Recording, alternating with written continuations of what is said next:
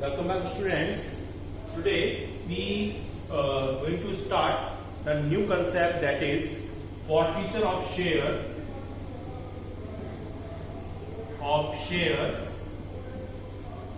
when shares issued at premium.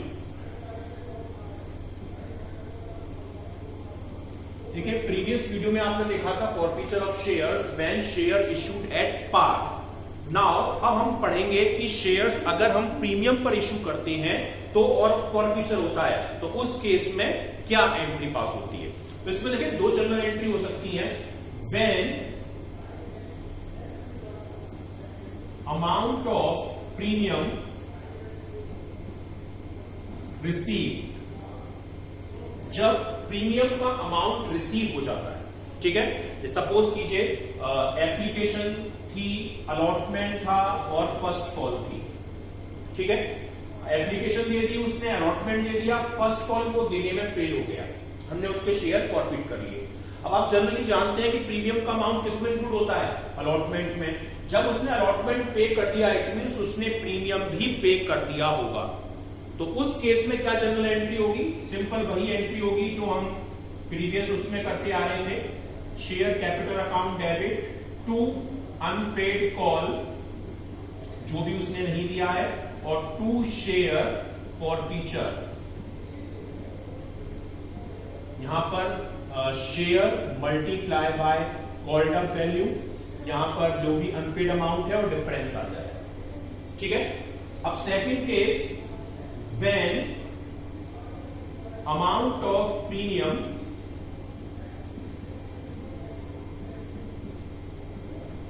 not received, जब हमें premium का अमाउंट रिसीव नहीं होता है।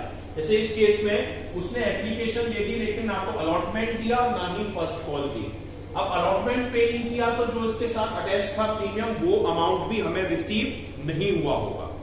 तो उस केस में एंट्री क्या होगी, share capital account debit security premium reserve account debit to unpaid call, जो भी उसने नहीं किया, और टू शेयर फॉरफीचर अकाउंट। उस केस में हम ये जनरल एंट्री पास करेंगे। सिक्योरिटी प्रीमियम मतलब जितने शेयर पर हमारा प्रीमियम का अमाउंट नहीं आया है, हम उस केस में ये वाली एंट्री पास करेंगे। So these are the general entries when share issued at par and company forfeited, at premium and company forfeited these shares when amount of premium received and when amount of premium not received. अब हम एक numerical question start करेंगे इसका। So students, there is an illustration in your book, that is illustration number 43.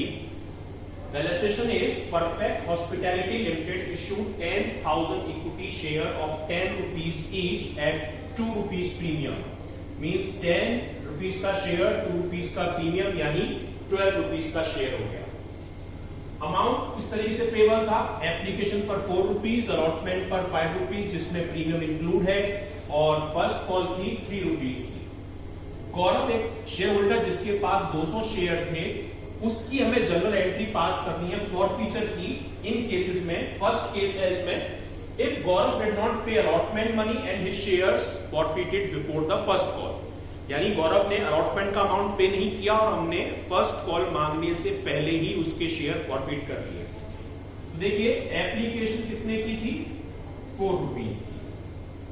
Allotment देखिए कितने का था, वैसे तो 5 rupees का था, पर एक्चुअल इसमें 2 रुपए प्रीमियम इंक्लूड है, तो 3 + 2 यानी 3 rupees का अलॉटमेंट प्लस 2 rupees का प्रीमियम, और फर्स्ट कॉल थी हमारी 3 rupees की। तो इस तरीके से हमारा टोटल अमाउंट 12 था, और वैसे 4, 3, 7 और 3, 10 रुपए था। अब हमने उसने एप्लीकेशन दे दी, अलॉटमेंट नहीं दिया, और 3 रुपए की फर्स्ट कॉल से पहले ही हमने शेयर फॉरफिट कर लिए। 10 रुपए का शेयर था फेस वैल्यू, 3 रुपए की फर्स्ट कॉल से पहले ही हमने फॉरफिट कर लिया। मतलब कितने रुपए हमने कॉल किए थे, 7 rupees उससे कॉल किए हैं। केवल फॉरफीचर की एंट्री पास करनी है। अब ये अलॉटमेंट नहीं दे रहा, मींस ये 2 रुपए का जो हम प्रीमियम मांग रहे हैं वो भी पे नहीं कर रहा होगा, क्योंकि प्रीमियम अलॉटमेंट के साथ ही है। तो एंट्री मैंने बताई थी, तो कंडीशन कौन सी होगी, share forfeiture when amount of premium not received. तो एंट्री क्या होगी इसकी, शेयर कैपिटल अकाउंट डेबिट, कितने शेयर हैं इसके, 200 शेयर है, और कॉल्ड अप वैल्यू कितनी है, 7 रुपीज उसकी कॉल्ड अप वैल्यू है, यानी 1400 रुपीज, 1400। अब वो क्या पे नहीं कर रहा, प्रीमियम भी पे नहीं कर रहा होगा, अलॉटमेंट पे नहीं कर रहा, तो security premium reserve account debit 200 share पर 2 रुपीज का वो प्रीमियम पे नहीं कर रहा, दैट मीन्स 400 रुपीज वो पे नहीं कर रहा है। अब एक्चुअल्स ने क्या पे नहीं किया हमको, अलॉटमेंट, तो अलॉटमेंट जो पे कॉल नहीं कर रहा वो यहां पर आएगा, 2 शेयर अलॉटमेंट अकाउंट, 200 शेयर्स पर 5 रुपए का अलॉटमेंट है, अलॉटमेंट की एक्चुअल वैल्यू 5 रुपीज है, तो यानी टोटल 1000 रुपीज वो पे नहीं कर रहा। तो फॉरफीचर में क्या अमाउंट आ जाएगा, 2 शेयर फॉरफीचर अकाउंट, और अमाउंट आ जाएगा 14 और 4 1800 में से 1000 माइनस करेंगे तो 800 रुपीज शेयर फॉरफीचर में अमाउंट आ जाएगा। So this is the journal entry when share issued at premium and company forfeited shares and shareholder also did not pay the amount of security premium. Now student, now second case is Gaurav did not pay allotment and first call. अब गौरव ने allotment भी पे नहीं किया और first call भी पे नहीं की। देखिए सी, एप्लीकेशन 4 रुपीज, अलॉटमेंट 5 रुपीज, जिसमें 3 रुपीज का अलॉटमेंट प्लस 2 रुपीज का प्रीमियम इंक्लूड है, और फर्स्ट कॉल 3 रुपीज। हमने फर्स्ट कॉल, उसने एप्लीकेशन दे दी, अलॉटमेंट नहीं दिया, फर्स्ट कॉल नहीं दिया, मतलब हमने मांगा पूरा 10 रुपीज है, ठीक है, पे नहीं किया वो बात अलग है। तो एंट्री क्या होगी, देखिए, शेयर कैपिटल अकाउंट डेबिट, 200 उसके शेयर्स हैं और 10 रुपीज के रेट से टोटल हमारी कॉल्ड अप वैल्यू है 2000। अब देखिए वो अलॉटमेंट नहीं दे रहा, मींस ये 2 रुपीज का प्रीमियम भी पे नहीं कर रहा होगा, तो security premium reserve account debit 200 shares पर 2 रुपीज के रेट से 400 रुपीज हमें नहीं रिसीव हो रहे।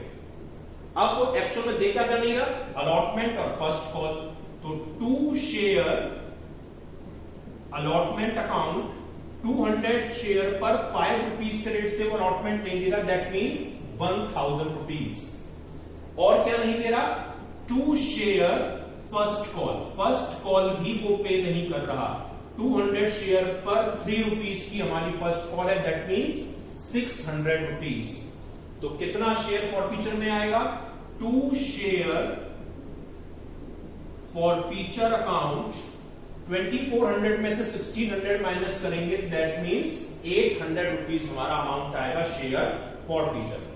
तो ये जनरल एंट्री है हमारी सेकंड केस में, when partner did not pay the amount of allotment and respective first call.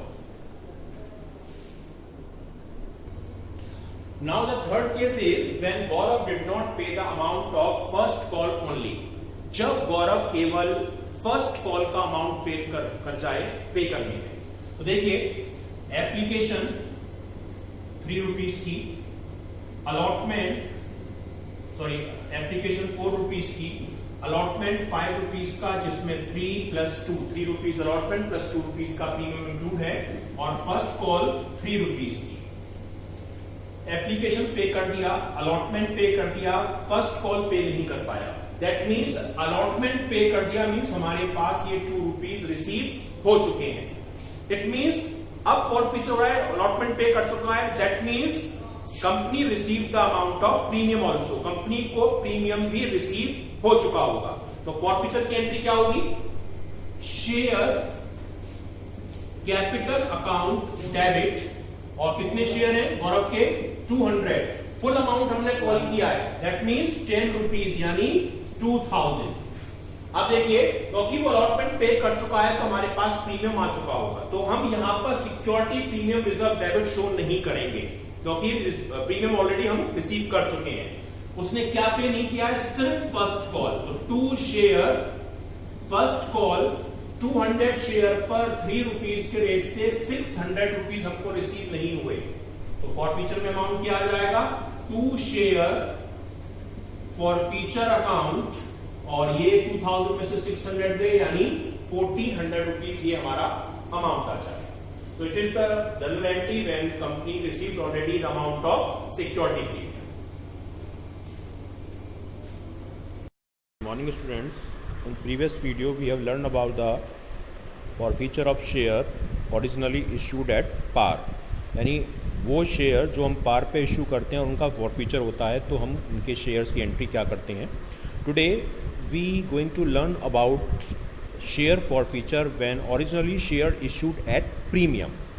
जब हम शेयर्स प्रीमियम पर इशू करते हैं और उनका फॉरफीचर होता है, तो उस केस में हम जर्नल एंट्री क्या पास करेंगे। तो इसमें 2 केसेस होते हैं, when amount of premium received और when amount of premium not received. तो जब प्रीमियम का अमाउंट रिसीव हो जाता है तो उस केस में जनरल एंट्री क्या होती है। फॉर एग्जांपल लीजिए 10 रुपीज़ का शेयर था जो 2 रुपीज़ प्रीमियम में इशू किया गया था, यानी 12 रुपीज़ में, जिसमें 4 रुपीज़ अलॉटमेंट के थे, 6 रुपीज़ 4 रुपीज़ एप्लीकेशन के थे और 6 रुपीज़ अलॉटमेंट के थे, और बचे हुए 6 रुपीज़ सपोज कीजिए फर्स्ट कॉल के थे। सपोज कीजिए 6 नहीं, ये 2 रुपीज़ फर्स्ट कॉल के थे। अब उस पर्सन ने एप्लीकेशन पे कर दी, अलॉटमेंट पे नहीं किया और फर्स्ट कॉल पे नहीं की। तो इसका मतलब ये है कि जब उसने अलॉटमेंट पे नहीं किया तो इसका मतलब है कि जो इसमें प्रीमियम का अमाउंट इंक्लूड है, क्योंकि आप जानते हैं कि when there is no information the amount of premium assume that it will be included in it would be included in allotment। तो जब अलॉटमेंट नहीं दिया तो मीन्स उसमें प्रीमियम भी नहीं दिया होगा। अगर सपोज कीजिए उसने हमको अलॉटमेंट पे कर दिया होता, केवल फर्स्ट कॉल नहीं दी होती, इट मीन्स जब अलॉटमेंट दे दिया है तो उसका मतलब है कि उसने प्रीमियम का भी अमाउंट पे कर दिया होगा। तो उस केस में जब प्रीमियम का अमाउंट पे हो जाता है तो ये वाली जर्नल एंट्री पास होती है, जो simple share forfeiture of issue of par वाली ही है। Share capital account debit, 2 share allotment, और 2 अगर कॉल नहीं दिए तो 2 शेयर कॉल, और 2 शेयर फॉरफीचर, जो बैलेंस अमाउंट से होगा वो शेयर फॉरफीचर से आ जाएगा। अब सपोज कीजिए कि फॉरफीचर ऑफ शेयर है जब प्रीमियम का अमाउंट रिसीव नहीं हुआ, यानी प्रीमियम उसने मांगा पर दिया नहीं। जैसे एग्जांपल में था कि 4 रुपये की एप्लीकेशन थी, 6 रुपये का अलॉटमेंट था, 2 रुपीज़ की कॉल थी, और उसने हमको अलॉटमेंट और कॉल पे नहीं की। इट मीन जब उसने अलॉटमेंट पे नहीं किया तो प्रीमियम भी उसने पे हमको नहीं किया होगा।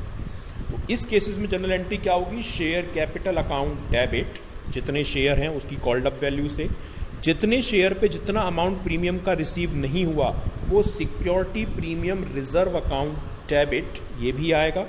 अगर उसने अलॉटमेंट नहीं दिया तो 2 शेयर अलॉटमेंट, और अगर कॉल नहीं दी तो 2 शेयर कॉल, जो भी फर्स्ट एंड सेकंड कॉल हो, और डिफरेंस दोनों डेबिट और क्रेडिट का 2 शेयर फॉरफीचर के नेम से आ जाएगा। सो ये एंट्री है जब शेयर्स फॉरफीचर होते हैं प्रीमियम के टाइम पर, जब प्रीमियम का अमाउंट रिसीव होता है या प्रीमियम का अमाउंट रिसीव नहीं होता है। Now let's take an illustration that will be 43 में भी, हाँ yes, it is the illustration number 43 in your books. Forfeiture of share in different cases, यानी अलग अलग केसेस में आप जनरल एंट्री क्या पास करेंगे शेयर फॉरफीचर की। Perfect hospitality limited issue 10,000 equity shares, यानी परफेक्ट हॉस्पिटैलिटी कंपनी एक है, उसने 10,000 इक्विटी शेयर्स इशू किए 10 रुपीज़ वाले और 2 रुपीज़ प्रीमियम में, मतलब 10 रुपीज़ का शेयर प्लस 2 रुपीज़ प्रीमियम, इसका मतलब है शेयर की प्राइस हो गई 12 रुपीज़। अमाउंट कैसे पे किया उसने, एप्लीकेशन पर 4 रुपीज़ पर शेयर, अलॉटमेंट पर 5 रुपीज़ पर शेयर। 5 रुपीज़ में प्रीमियम इंक्लूड है, इट मीन्स अगर 5 रुपीज़ में ये 2 रुपीज़ प्रीमियम इंक्लूड है तो अगर मीन्स केवल अलॉटमेंट 3 रुपीज़ का है और प्रीमियम 2 रुपीज़ अलग से है, यानी 3 + 2 के बेसिस पर है। And first and final call is of 3 rupees पर शेयर, ये 3 रुपीज़ पर शेयर का हमारा फाइनल कॉल का अमाउंट है। अब आगे कह रहा है कि गौरव वॉज अलॉटेड 200 शेयर, गौरव को हमने 200 शेयर्स अलॉट किए थे, हमको जनरल एंट्री फॉरफीचर की पास करनी है इन गिवन केसेस में। First case is when Gaurav did not pay the allotment money and his shares were forfeited before first and final call, यानी फाइनल कॉल मांगने से पहले ही हमने उसके शेयर फॉरफिट कर लिए। तो मीन्स देखिए 10 रुपीज़ का शेयर था और 3 रुपीज़ की अगर हमने फाइनल कॉल नहीं मांगी, क्योंकि उससे पहले ही हम कर रहे हैं, तो हमने कॉल कितना किया अमाउंट, हमने कॉल किया 7 रुपीज़। अब एक चीज़ और, 5 रुपीज़ का अलॉटमेंट था जिसमें 2 रुपये प्रीमियम इंक्लूड है। अब उसने अलॉटमेंट तो दिया नहीं, इट मीन्स उसने ये 2 रुपीज़ का प्रीमियम भी पे नहीं किया होगा। तो जनरल एंट्री क्या होगी फर्स्ट केस में, देखिए first case equity share capital account debit 200 share थे गौरव के और 7 कॉल्ड अप जो मैंने अभी बताया अमाउंट होता है 1400 रुपीज़। इसने अलॉटमेंट पे नहीं किया, it means he will also not pay the amount of premium. So security premium reserve भी डेबिट में आएगा, 200 शेयर पे 2 रुपीज़ के रेट से 400 रुपीज़ प्रीमियम का अमाउंट भी रिसीव नहीं हुआ होगा। क्या नहीं दिया उसने, 2 equity share allotment, allotment pay नहीं किया। कितने रुपए का, 200 शेयर पर 5 रुपीज़ का अलॉटमेंट था, यानी 1000 रुपीज़ हमको रिसीव नहीं हुए होंगे। तो डिफरेंस होगा वो अमाउंट आ जाएगा हमारा 2 शेयर फॉरफीचर के नाम से, और कितना अमाउंट आएगा 14 और 4 1800 में 1000 माइनस करेंगे तो 800 रुपीज़ ये अमाउंट आ जाएगा हमारा शेयर फॉरफीचर के अंदर। Clear? Now let's take the second case. Second case is if Gaurav did not pay allotment money and his subsequent failure to pay the firm final call, his shares were forfeited. Means गौरव ने ना ही allotment पे किया और ना ही final call का payment किया। Similar जब allotment pay नहीं कर रहा तो मीन्स ये 2 रुपये का जो अलॉटमेंट प्रीमियम है वो भी पे नहीं करेगा, पर इस बार वो 10 पूरी फाइनल कॉल के बाद कर रहा है, तो इस बार कॉल्ड अप वैल्यू 7 नहीं है, हमारी कॉल्ड अप वैल्यू पूरी 10 रुपीज़ होगी, क्योंकि हम फाइनल कॉल के बाद फॉरफीट कर रहे हैं। तो इसकी जनरल एंट्री देखिए अब आप। Case second, equity share capital debit 200 shares पर 10 रुपीज़ के रेट से कॉल्ड अप अमाउंट था 2000 rupees. He did not pay the amount of allotment, so it means he will not also pay the amount of security premium. तो security premium reserve account debit according to 2 rupees on 200 share, the amount will be 400 rupees. अब उसने क्या पे नहीं किया है, allotment. तो 2 equity share allotment 200 share पर 5 रुपीज़ के रेट से 1000 रुपीज़ तो अलॉटमेंट के नहीं आए। ही डिड नॉट पे फाइनल कॉल ऑल्सो, तो 2 equity share final call 200 share पे 3 रुपीज़ की फाइनल कॉल थी, मीन्स 600 रुपीज़ उसने फाइनल कॉल भी पे नहीं की। और जो डिफरेंस है 2000 और 2400 में 1600 माइनस किए तो ये आ जाएगा 2 शेयर फॉरफीचर के नेम से 800 rupees. Clear? Now let's take the last case, when case third, if Gaurav did not pay first and final call on his share, यानी गौरव ने केवल फाइनल कॉल का पेमेंट नहीं किया, मीन्स उसने हमको 4 रुपीज़ की एप्लीकेशन पे करी प्लस 5 रुपीज़ का अलॉटमेंट भी पे कर दिया, बस वो 3 रुपीज़ की फाइनल कॉल पे नहीं कर पाया। मीन्स उसने ये अमाउंट पे कर दिया जिसमें प्रीमियम भी इंक्लूड था, पे कर दिया मीन्स प्रीमियम भी ऑलरेडी हमारे पास आ गया। We have receive the amount of allotment with premium, यानी प्रीमियम का कोई भी एरियर हमारे इस क्वेश्चन में गिवन नहीं है। सो अब देखिए कैसे हम इस क्वेश्चन को सॉल्व करेंगे। First of all final call के बाद हुआ है तो कॉल्ड अप वैल्यू पूरी होती है 10 रुपीज़, तो इक्विटी शेयर कैपिटल 200 शेयर पर 10 रुपीज़ के रेट से 2000 रुपीज़। क्लियर? क्या पे नहीं कर रहा, फाइनल कॉल, अलॉटमेंट पे कर रहा है, इसलिए जो और एबव जो 2 इलस्ट्रेशन थे उनके बेसिस पे सिक्योरिटी प्रीमियम डेबिट में आ रहा था, पर यहाँ पे अलॉटमेंट आ चुका है, तो मीन्स प्रीमियम का अमाउंट अब आप डेबिट में शो नहीं करेंगे। क्या पे नहीं कर रहा, ओनली फाइनल कॉल, तो 2 शेयर फाइनल कॉल 200 शेयर पे 3 रुपीज़ के रेट से 600 रुपीज़ हमें रिसीव नहीं हुए। We did not receive the amount of 600 on final call. और जो बैलेंस है 2000 और 600 का डिफरेंस वो आएगा 2 शेयर फॉरफीचर के नेम से 1400 rupees. So these are the illustration of different cases of forfeiture when premium is received or when premium is not received on allotment.